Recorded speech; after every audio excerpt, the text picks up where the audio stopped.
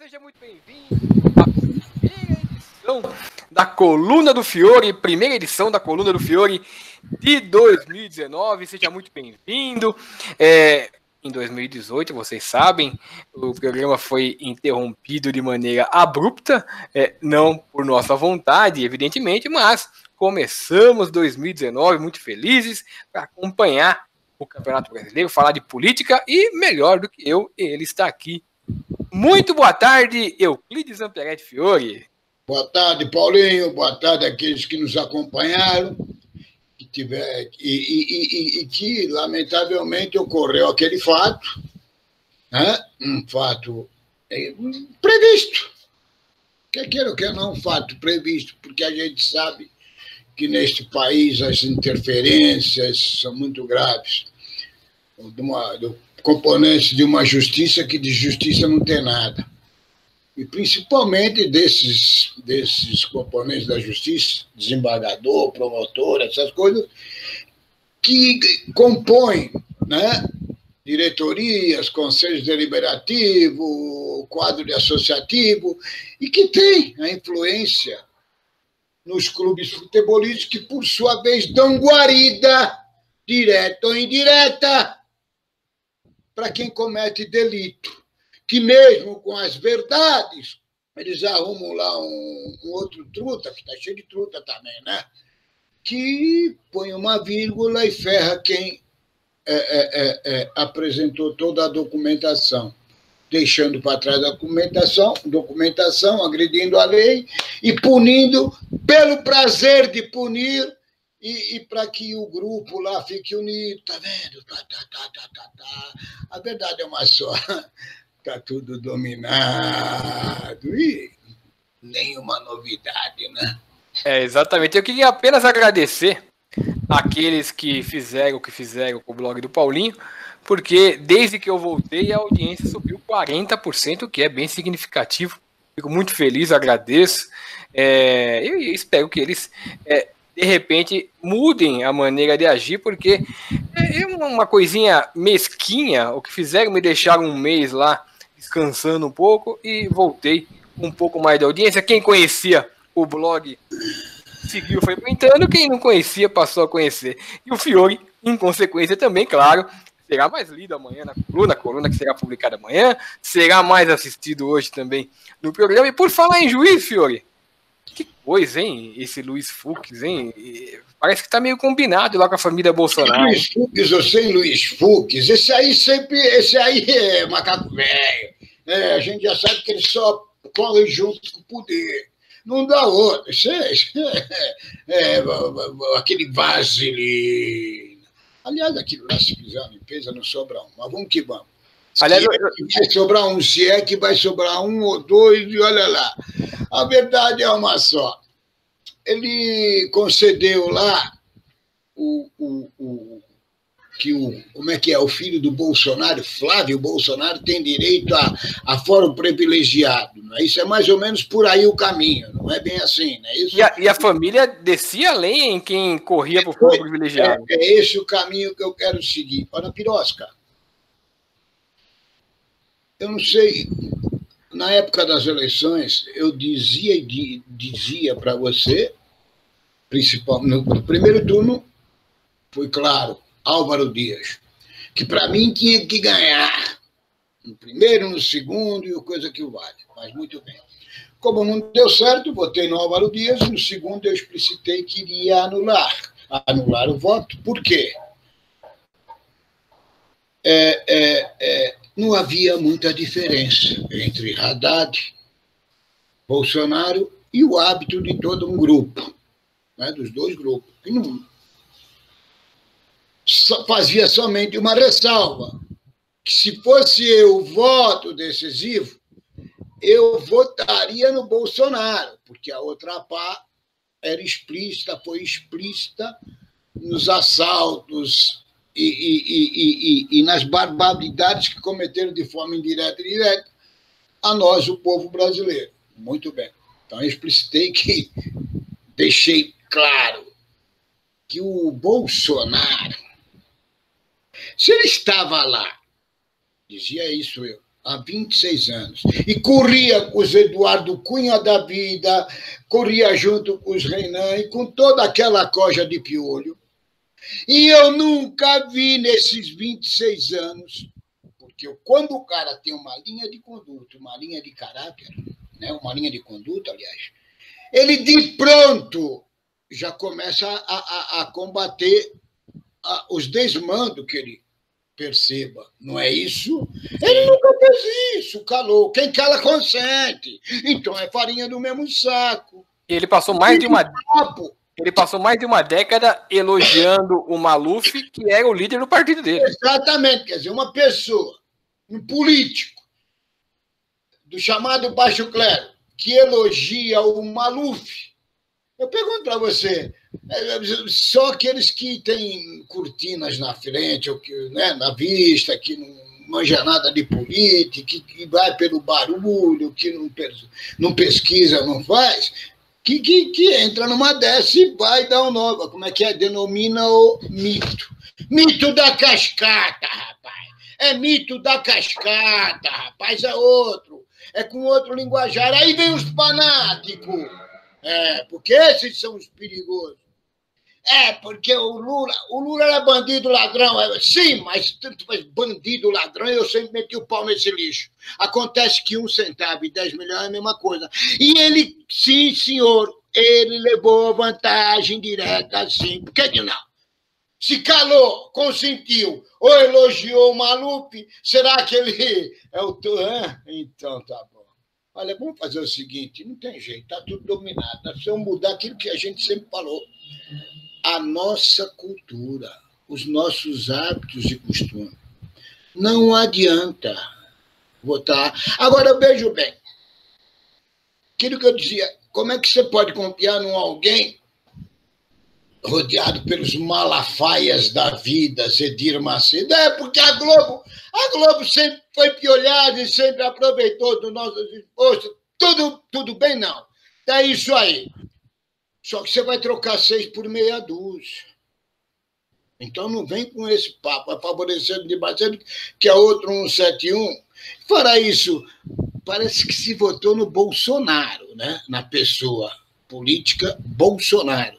Mas quem comanda é os 3 filhos? É o quarteto em si que está comandando? Parece uma quadrilha, parece. Dá um tempo, vamos dar um tempo aí, que, olha, devagarinho, aquilo, né, devagarinho, a coisa vai clareando e os eleitores que nele votaram, eu não entro no mérito, porque tinha 2 opções, nessas 2 opções, eles escolheram, porque o outro também era um negativo, só que tinha no primeiro turno, eles tinham que ter escolhido o Álvaro Dias e deixaram para trás. Mas foram no barulho, porque vamos liberar arma, vamos fazer isso, vamos fazer aquilo. E devagarzinho vocês vão ver quem são os Bolsonaros, Malafaias e outras cocitas mais. Pô, um cara que tem como é ideólogo, como é o nome daquele truta lá que está lá fora? Olavo de Carvalho. Olavo de Carvalho. Vamos fazer o seguinte. Então, sabe a história do Olavo de Carvalho? Por que ele saiu do Brasil? Reviva Corinthians. Continua. O Olavo de Carvalho, ele saiu do Brasil porque ele perdeu um processo para um parente do Juca Kfouri. Aí teve que sair do país de pinote para não pagar, acho que foi 500 pau que ele perdeu. Ia pegar as coisas dele, tudo, ele fugiu do país. Aí foi morar nos Estados Unidos. Aí de lá, ele começou a ficar xingando todo mundo, que é o jeito dele. Ele xinga, tal, não sei o quê. E fugiu para lá. E ele tá lá desde então. E ele é meio... Mas em matéria de cultura, ele não é nenhuma sumidade, não, rapaz. Não, é que ele é muito esperto para falar. Ele dá a impressão de ser muito culto, mas é uma cultura meio rasinha. Então, mas o livro é pequenininho, mas eu vi que o dele tá mas tem um monte de gente que trata ele que nem ele trata o Bolsonaro, o mito, e nós sabemos que não é bem isso. Mito. Então, quer dizer, aí um homem desse é o ideólogo de um regime que está a iniciar-se. Exatamente. Bom, vamos lá, vamos ter mais 4 anos de trombada. Exatamente. Bom, e você sabe que perto do Bolsonaro, que é mais o pessoal que vai participar do esporte lá, tá o Luciano Bivar, que aprontou bastante no futebol pernambucano, e ele é o homem forte do esporte do Bolsonaro. E o presidente do Atlético Paranaense também está começando a querer se aproximar, e que também não é lá uma pessoa que você possa dizer que é uma freira no esporte. Então, é essa turma que vai, talvez, tentar... Esse do Atlético Paranaense é Macaco Velho, esqueci o nome dele. É o Petralha. O Petralha. Isso. Tá que nem na TV, eles vão trocar 6 por meia dúzia. Acorda, Brasil, se liga, São Paulo. Exatamente. Por falar em bastidor assim de esporte, que coisa, hein? O futebol paraibano, de repente, recebeu um monte de gente da arbitragem paulista, não só para arbitrar dentro de campo, como também nos bastidores, hein, Fiore? Não, essa intervenção, chamada intervenção, ela perdura, eu acredito que iniciou uns 4, 5 meses atrás. Isso. Tenho lá muita certeza.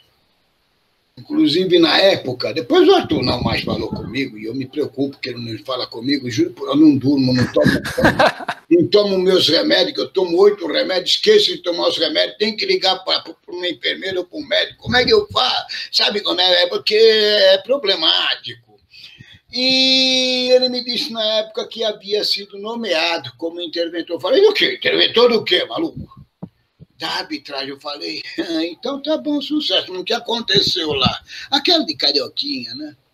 E não mais falou comigo também, não mais. Sabe que a presidente da Federação Paraibana foi tudo um esqueminha para ela entrar lá. É truta. Ela é truta. Ela é ligada ao Del Negro, dizem que extremamente ligada. Ligada, vamos dizer assim, então, unicar, meu carne e unha. Aí ela trabalhou nos bastidores, ela era do STJD.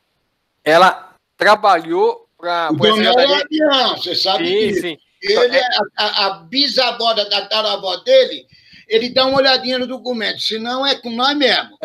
Então, essa atual presidente da Federação Paraibana, que é quem indicou o Arthur, ela trabalhava no STJD. E ela indicou o Arthur? Ela indicou o Arthur. Indicou, mas alguém pediu para ela indicar. Alguém pediu, que deve ter sido o Del Negro. Foi o Del Negro, óbvio. Tá. Foi o Del Negro. Então, o que acontece? Ela, trabalhando no STJD, julgou a queda do presidente da Federação Paraibana, depois ela se desvinculou do STJD e virou presidente. Agora, eu pergunto para você, eu não me inteirei também não. Uhum. Esta intervenção, ela teve uma base, uma razão de ser, porque a outra administração... Houve denúncias de que árbitros estariam envolvidos num esquema de venda de resultado. Foi o que o Arthur me falou. Eu pergunto... Isso. Aí afastaram alguns árbitros, só que a questão nem é a intervenção em si, porque de fato ela teria que ocorrer, pelo que estava acontecendo lá. A questão é a maneira... arbitragem, não todo, é isso? Isso, a questão é a maneira como ocorreu. Como as pessoas foram afastadas e como as pessoas foram nomeadas. Então, esse é o grande X da questão, né? Todo mundo, na verdade, nas mãos de Marco Polo Del Negro. Marco Polo Del Negro mandando plenamente em toda a Federação Paraibana hoje. E quem manda na arbitragem lá? O Arthur interviu. Não sei o Arthur virou o manda-chuva da arbitragem de lá. E continua mandando? Não acabou a intervenção? Não, continua mandando. Ele não nomeou ou não pediu? É intervenção por tempo indeterminado. A tempo indeterminado? Que beleza, né? Caramba. Porque eu li também nesses dias que o hábito Marcelo, aqui de São Miguel, que arbitrou o jogo, e deu confusão. Também foi para lá, indicação do Arthur. É uma pessoa que, pelo menos, faz informação decente. Só que está um negócio, né? Então, bom, deixa eu falar, já não me fico com o pé atrás, porque tá... Tem que ficar atento, né? Temos que ficar atento, realmente. Fiore, você assistiu alguns joguinhos da Copinha e o que você achou do nível desses novos árbitros aí que estão arbitrando a Copinha? Eu nem comentei, assisti poucos jogos e poucos minutos também, né? Porque eu sou saudosista, eu sou do tempo da Copa São Paulo mesmo. Hoje em dia, 550 mil clubes, 500 mil meninos, clubes que não têm estrutura nenhuma, aí depois um time tal tem que pagar a viagem de volta, outro tem que pagar a comida. Quer dizer, uma exploração desgraçada, né? Então, eu sou do tempo que tinha um número bem pequeno e a disputa era bem forte. Mas nós estamos falando de arbitragem, para os meninos da arbitragem que estão iniciando, é um incentivo. E nos poucos jogos e minutos que eu assisti, eu me deparei com situações não muito boas, que o árbitro se omitiu. Houve cabeçada, houve pontapé, sabe, indisciplina, mal aplicabilidade das leis do jogo, ou interpretação. Quando eu digo como emocionou, eu acho que é mal. Eles foram mal preparados. Olha, é muita missa, é muita reunião, muito não sei o quê, e teste daqui, teste de lá. Só que isso não interessa. O que interessa é a hora do vamos para capar, rapaz. Vocês têm que pôr a pessoa na prática. Tá cheio, eles têm jogos aí amadores, vamos colocando na prática, sem proteção. Mas os meninos não merecem de mim nenhuma crítica. A minha crítica é aos dirigentes. Tá certo? Aos dirigentes e à organização do torneio, que expandiu sem qualidade, expandiu em quantidade.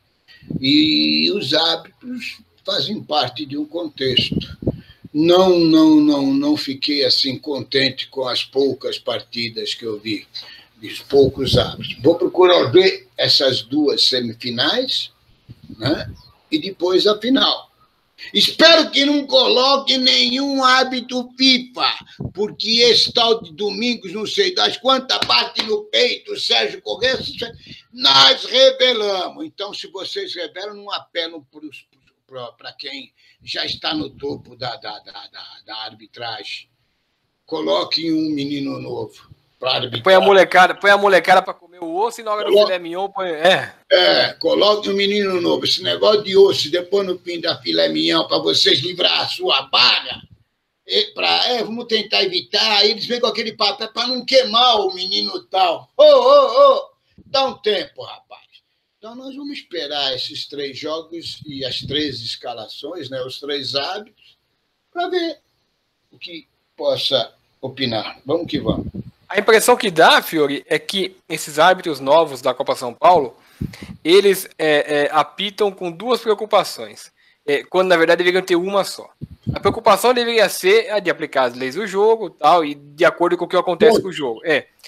A impressão que dá é que eles vão com essa preocupação e a preocupação também de alguma maneira não desagradar os dirigentes. Então eles acabam num meio termo. Veja bem, então um círculo vicioso. Sim. Se já entra em campo com a preocupação de não desagradar, ele objetiva ser escalado. Claro. A roda não para. Desde cedo já está entrando no esquema, né? Então, já não está no bom caminho. Ponto, não tem muito lero-lero. Não posso desagradar. Então, ele vai apitar de acordo com a cor da camisa ou com a força do dirigente? Então, o que pode se esperar de um possível e futuro profissional da arbitragem? Que assim age, né? Ou assim inicia a carreira. Então... Você apitou o jogo de Copa São Paulo, né? Você tem alguma história que você se lembra que seja legal? Eu apitei a final, uma final, né? Aliás, uma final bem legal mesmo, foi Corinthians e... Foi em 78, Corinthians e o Internacional. Isso. Quando uma final foi decidida nos pênaltis, O Nacional ganhou. É isso aí. Mas naquele tempo você via que o Pacaembu lotava, os estádios lotavam, os pequenos aqui, Rua Javari, Canindé, vamos dizer assim, aonde eram disputados lotavam. O número de participantes era menor, você via que ali... Tem qualidade, né? Tem qualidade. Naquela época, a qualidade de atletas, quantos e quantos você for enumerar, não chegaram no topo, mas ficaram num plano médio, que é onde fica a maioria. Pode não ter surgido nenhum craque na acepção do termo, ou um ou dois surgiu, mas a média permaneceu. Hoje, não. Se você pensar, você vai pegar poucos meninos que têm um futuro no futebol, porque eles são explorados, feita a cabeça deles. E esses caras que os exploram tinham que ser condenados, porque não orienta esses meninos que, se o futebol não der, eles têm que partir por um caminho e dar o caminho para esses meninos. Aí eles criam, os meninos ficam frustrados. Ficando frustrados, eles terão um futuro... Né? Mais difícil, né? Mais difícil, com certeza. Mais difícil. Por uma série de situações e com perigo de descambar. Ponto. Exatamente. Porque dessa Copa São Paulo, a Copa São Paulo é um funil. Todo mundo entra, aparece na televisão, mas de cada time, às vezes não sai nenhum. Mas digamos que sai às vezes que sai um. E o resto vai ter que procurar emprego depois. Mas é lógico. É isso. É um glamour de um mês. Mas só que esses meninos, nós temos que ver, por exemplo, tem aí os meninos aí, não sei quem é do verde, da onde vem, como vem, o que tem. Então eles têm, porque você sabe que o futebol, quer queira ou quer não ter, ele é massificado. E os papais de hoje em dia, nós estamos na cultura brasileira. A menina tem que ser, como é que é o nome dela? Eu gosto lá, que desfila, como é que é essas meninas modelo. Modelo e o menino jogador de futebol. Porque é o que dá dinheiro para eles capetinar o filho, mas eles esquecem de orientar os filhos e colocar numa escola. Mas o governo não dá. Aí começa a roda gigantesca. Por isso que eu digo, temos que mudar a nossa cultura. Exatamente, é isso aí. Na amplitude, nós temos que mudar a nossa cultura. Fim de papo. É isso aí. Bom, o futebol ele é um laser do sistema social. É quase que um resumo de tudo que acontece no país, é isso. Exatamente. Então, é prática, aqui é prática, não tem gramado, não tem ninguém, aqui ninguém é Olavo de Carvalho, viu? É pai bola, e vocês estão entendendo, sim.